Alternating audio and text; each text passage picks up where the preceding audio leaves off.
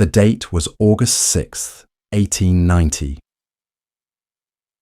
Inside the stone walls of Auburn Prison in New York, a crowd of witnesses gathered for what was supposed to be a revolutionary moment in American justice. They were about to witness something that had never been done before in human history, something that promised to be quick, clean, and humane. They had no idea they were about to see one of the most horrific botched executions ever recorded. An execution so brutal, so shocking, that it would spark national outrage and forever change how America carried out the death penalty. But here's the thing that makes this story even more twisted. This wasn't just about justice. This was about money, power, and one of the most vicious corporate battles in American history. The man strapped to that wooden chair wasn't just paying for his crimes. He was becoming a pawn in a war between two of the most brilliant minds of the industrial age. By the end of this video, you'll understand how a simple murder case became the centerpiece of a technological war that would determine how electricity powered the modern world. You'll see how corporate greed turned a courtroom into a battlefield, and how one man's final moments became so disturbing that they forced an entire nation to question everything they thought they knew about justice and humanity. But first, let me tell you about the man whose name would forever be linked to this disaster. William Kemmler was nobody special, a fruit peddler from Buffalo, New York. Barely literate, with a drinking problem and a violent temper. He wasn't a mastermind criminal or a notorious outlaw. He was just an ordinary man who made an extraordinarily terrible decision. On March 29th, 1889, Kemmler got into a heated argument with his common-law wife, Matilda Ziegler. The details of what started the fight have been lost to history, but what happened next was witnessed by neighbors who would never forget the horror they saw. In a fit of rage, Kemmler grabbed a hatchet. Matilda tried to run, but there was nowhere to go. What followed was brutal and swift. When the neighbors finally worked up the courage to intervene, they found Matilda's body on the floor, nearly unrecognizable from the savage attack. Kemmler didn't try to run. He didn't try to hide the evidence. He simply sat down and waited for the police to arrive. When they found him, he was calm, almost eerily so. He confessed immediately, showing no emotion as he described what he'd done to the woman he'd lived with for years. The trial was straightforward. The evidence was overwhelming. The confession was clear. William Kemmler was sentenced to death, and under normal circumstances, he would have been hanged like every other condemned prisoner in New York State. But these weren't normal circumstances. Just 1 year earlier, New York had passed a revolutionary new law. The state was abandoning the gallows in favor of something that had never been tried before. Something that promised to be the most humane method of execution ever devised. They were going to use electricity. The decision to adopt electrical execution wasn't made in a vacuum. It came at the height of one of the most vicious corporate wars in American history. A battle that would determine not just how criminals were executed, but how electricity would power the entire modern world. On one side stood Thomas Edison, the famous inventor whose direct current electrical system was already lighting up cities across America. Edison's DC power was safe, reliable, and profitable. He had every reason to want it to stay that way. On the other side was a brilliant Serbian immigrant named Nikola Tesla, whose alternating current system promised to be cheaper and more efficient. Tesla had partnered with businessman George Westinghouse, who saw AC power as the future of American electricity. This wasn't just a disagreement between inventors.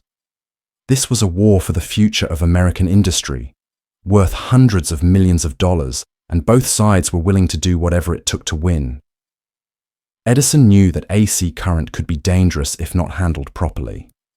He also knew that if the public became afraid of AC electricity, they would stick with his DC system. So Edison launched what can only be described as a propaganda campaign designed to terrify the American people. He began staging public demonstrations where he would electrocute animals using AC current. Dogs, cats, horses, even an elephant named Topsy. Edison wanted to prove that AC electricity was a killer, too dangerous for public use. But Edison's most brilliant and twisted move was convincing the state of New York to use AC current for their new electric chair. Think about the psychology here. If AC electricity became associated with death and execution, who would want it in their homes? Who would want it powering their businesses? Edison was essentially trying to turn Westinghouse's own technology into a marketing nightmare. The plan was diabolical in its simplicity. Use AC current to kill criminals, and the public would naturally associate AC power with death and danger. Meanwhile, Edison's DC current would remain the safe, civilized choice for powering America's future. Westinghouse saw exactly what Edison was trying to do, and he fought back hard. He hired the best lawyers money could buy to challenge the electric chair law in court. He argued that electrical execution was cruel and unusual punishment, violating the Constitution. But Westinghouse faced a problem. If he argued too forcefully that AC electricity was dangerous enough to kill people, he would be undermining his own business. He had to walk a tightrope, arguing that the electric chair was wrong without admitting that his AC power was deadly. The legal battle raged for months. Westinghouse's lawyers argued that no one really knew if electrical execution would work or if it would cause unnecessary suffering. They pointed out that the whole idea was experimental, untested, and potentially torturous. Edison's supporters countered that electricity would be the most humane method of execution ever devised. They claimed it would be instantaneous, painless, and dignified. They painted a picture of a quick, clean death that would spare both the condemned prisoner and the witnesses from the brutal spectacle of a hanging. The courts sided with Edison. The electric chair was declared constitutional, and William Kemmler's fate was sealed. He would become the first person in human history to be executed by electricity. But as the date of execution approached, the battle between Edison and Westinghouse intensified. Both sides knew that Kemmler's death would be watched by the entire world. The success or failure of the electric chair wouldn't just determine one man's fate. It would shape the future of American electricity and either make or break the reputations of some of the most powerful men in the country. Edison's team worked frantically to ensure the execution would go smoothly. They tested and retested their equipment. They calculated voltages and timings. They wanted Kemmler's death to be quick and clean, proving once and for all that AC electricity was controllable and effective. Westinghouse, meanwhile, continued his legal challenges right up until the last moment.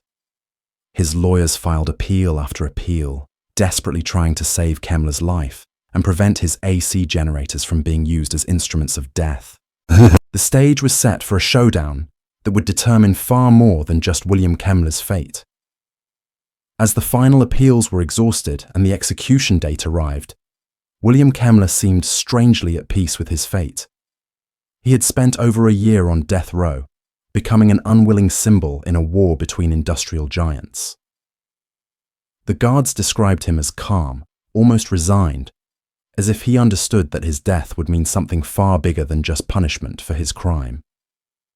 On the morning of August 6, 1890, Kemmler was led into the execution chamber at Auburn Prison.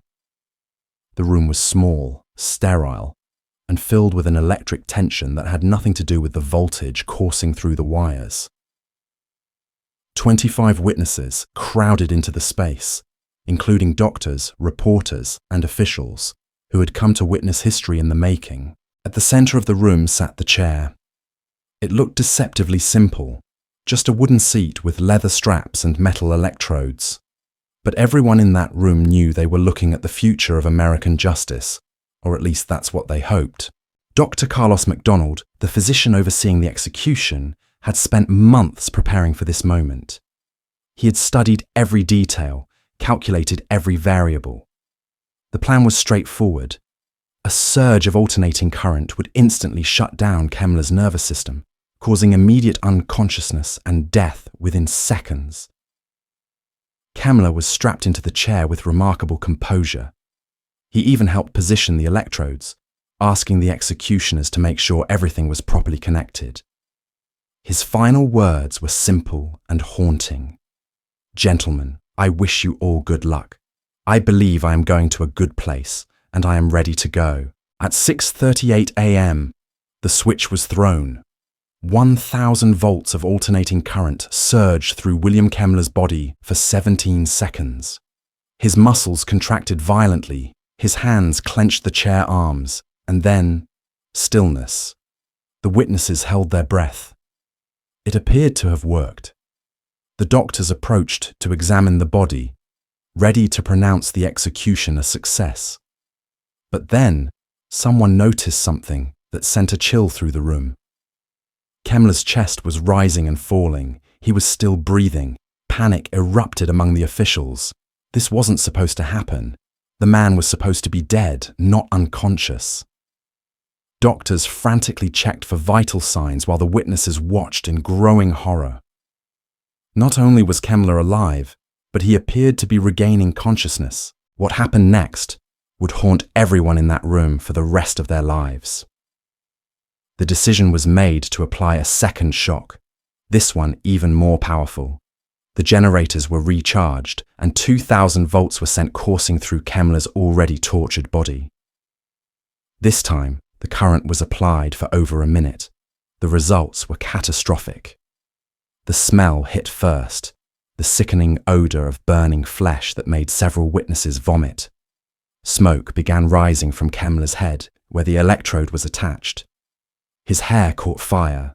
Blood vessels burst under his skin, creating dark patches across his face and arms. The leather straps holding him to the chair began to smolder from the heat. One witness, a reporter from the New York World, would later write that the scene was revolting, sickening, and inhuman. Another described it as far worse than hanging and questioned whether this was truly more humane than traditional execution methods. But the horror wasn't over. Even after the second surge of electricity, medical officials couldn't immediately confirm that Kemmler was dead. His body was so badly burned and mutilated that determining vital signs became nearly impossible. It took several more minutes before doctors could officially pronounce him dead, meaning the entire ordeal lasted nearly 8 minutes from start to finish. The witnesses filed out of Auburn prison that morning changed forever. What they had seen wasn't the clean, scientific execution they had been promised. It was a torture session disguised as progress, a technological nightmare that raised fundamental questions about humanity and justice. Word of the botched execution spread across the country within hours. Newspaper headlines screamed about the torture chair and the electric horror. Editorial writers, who had initially supported electrical execution, began calling for its immediate abandonment. George Westinghouse's alleged response captured the public mood perfectly. They would have done better using an axe. The failure sent shockwaves through both the legal system and the scientific community.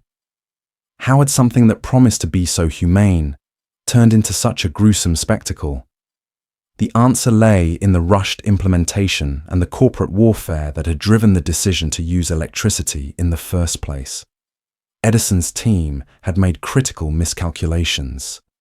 They had underestimated the voltage needed to ensure instant death, and they had failed to account for the human body's unpredictable resistance to electrical current.